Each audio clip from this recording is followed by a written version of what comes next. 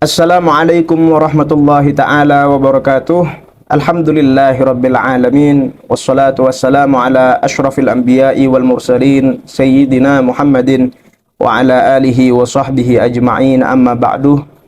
Alhamdulillah, puja dan puji syukur atas kehadirat Allah subhanahu wa ta'ala yang masih memberikan kita kesempatan untuk melanjutkan kajian di dalam kitab Akhlaqul lil Banin. Semoga Allah subhanahu wa ta'ala memberikan kita kemudahan dalam mengamalkan, mempraktekkan apa yang telah kita pelajari dan apa yang akan kita pelajari, semata-mata hanya mengharapkan keridhaan Allah subhanahu wa ta'ala dan Rasulnya, juga mengharapkan keberkahan dari sahibul kitab Syekh Umar bin Ahmad Baraja rahimahullahu ta'ala, wa nafa'ana bihi wa bi ulumihi wa bi barakatihi fid dharaini, amin.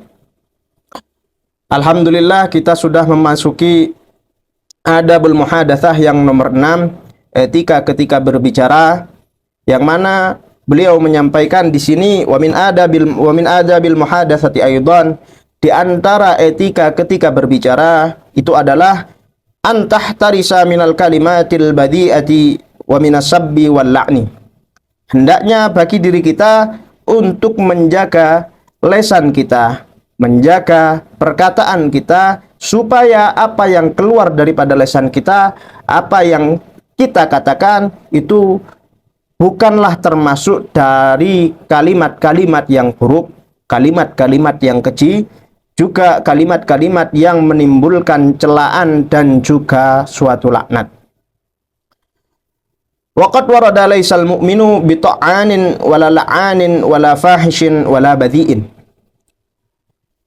Disebutkan di suatu riwayat bahwasanya Kanjeng Nabi Muhammad sallallahu alaihi wasallam di sini beliau bersabda, bukanlah seorang mukmin yang suka mencela, juga bukanlah seorang mukmin yang suka melaknat, dan bukanlah seorang mukmin yang suka berbicara dengan perkataan yang keji dan kotor.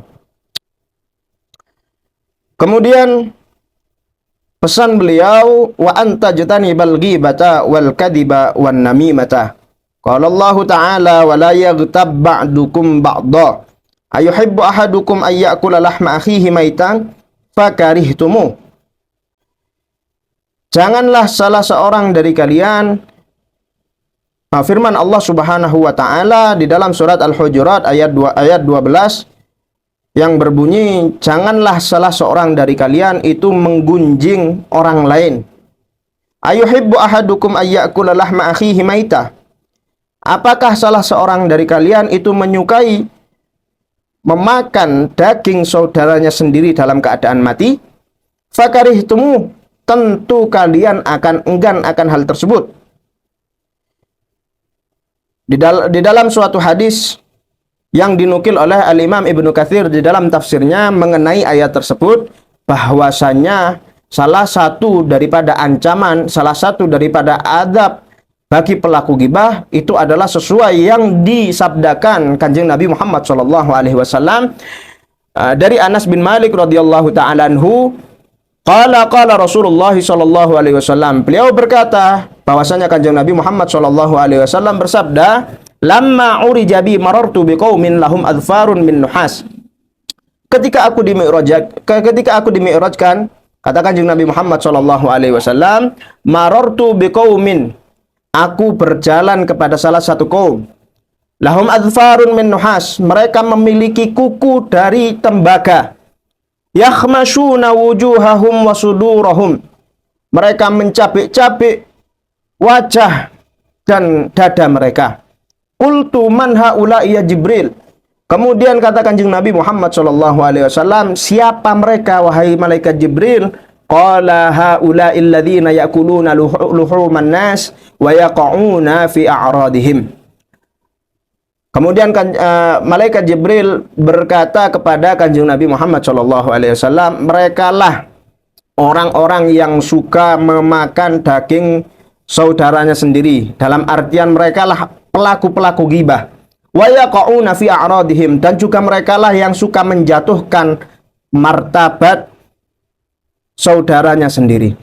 Nas'alullaha ma'assalamah. Semoga Allah Subhanahu wa taala memberikan kita keselamatan, memberikan kita kemudahan untuk menjauhi hal ghibah tersebut. Amin amin ya rabbal alamin. Wafil hadis, di dalam hadis yang lain tentang perkataan yang bohong, bahwasanya Kanjeng Nabi Muhammad Shallallahu Alaihi Wasallam bersabda, kaburat khianatan an tuhadditsa akhaka haditsan. Salah satu pengkhianatan yang besar, suatu pengkhianatan yang besar, pengkhianatan yang nyata, kata Kanjeng Nabi Muhammad Shallallahu Alaihi Wasallam adalah an tuhadditsa akhaka haditsan. Kau berbicara kepada saudaramu, kau berbicara kepada orang lain, yang mana orang lain tadi itu menaruh kepercayaan terhadap ceritamu, wa antalahu kadzibun, sedangkan yang engkau ceritakan adalah suatu kebohongan. Nah, maka kata Kanjeng Nabi Muhammad SAW, itu adalah suatu pengkhianatan yang besar terhadap saudaramu. Wafil haditsil akhar, dalam hadis yang lain tentang pembahasan namimah, bahwasanya Kanjeng Nabi Muhammad SAW menegaskan tidak akan masuk surga orang atau pelaku yang suka mengadu domba saudaranya. Wa antatruka al-halifa walau kunta shadiqan. Etika yang selanjutnya yang Shahibul Mu'allif berpesan terhadap kita adalah hendaklah bagi kita untuk meninggalkan yang namanya sumpah walaupun tasodikon, meskipun kita dalam keadaan benar. Apa yang telah kita bicarakan, apa yang telah kita katakan, itu adalah suatu kenyataan. Ya, qala Allah Ta'ala, bahwasanya ditegaskan di dalam surat Al-Baqarah ayat 224, Allah Subhanahu wa taala berfirman, "Wala taj'alullaha urdatan liaimanikum." Janganlah kalian jadikan nama Allah Subhanahu wa taala sebagai sasaran sumpah kalian.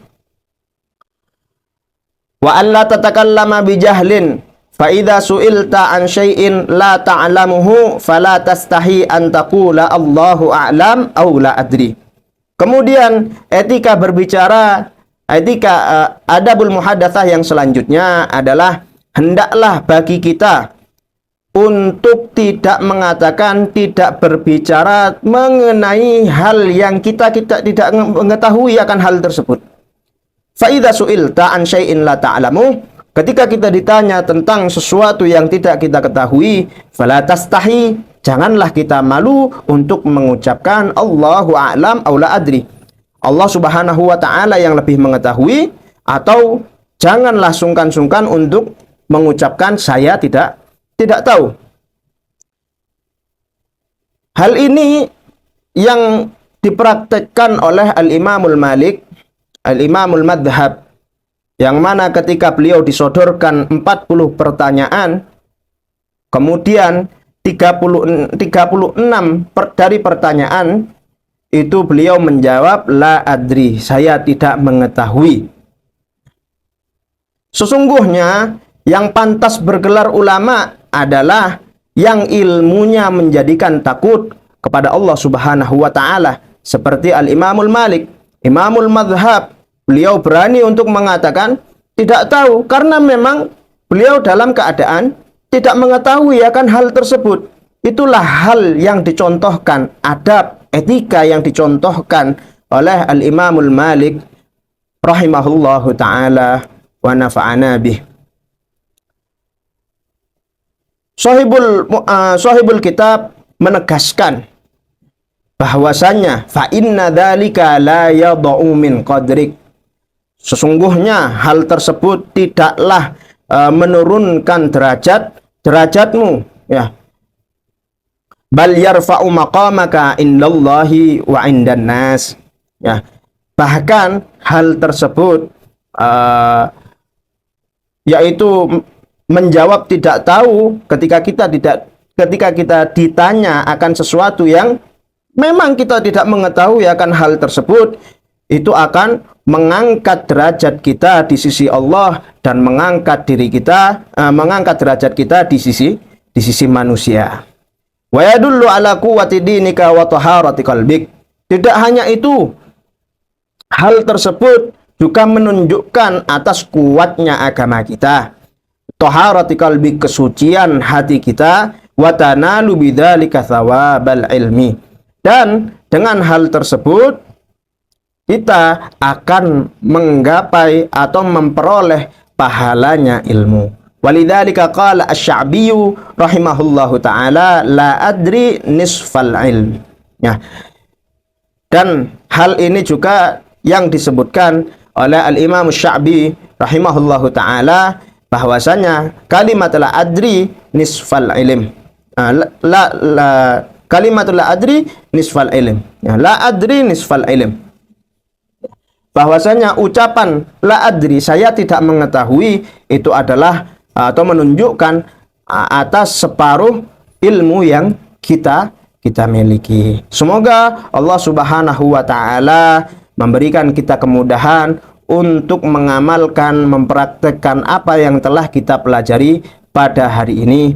Amin amin ya rabbal alamin. Semoga Allah Subhanahu wa taala menjadikan kita sebagai ahlul ilm, orang yang berilmu, orang yang beradab, orang yang beretika, sehingga kita bisa menggapai keridhaan Allah Subhanahu wa taala dan Rasulnya. Amin amin ya rabbal alamin. Dan itu saja yang mungkin bisa atau dapat kami sampaikan.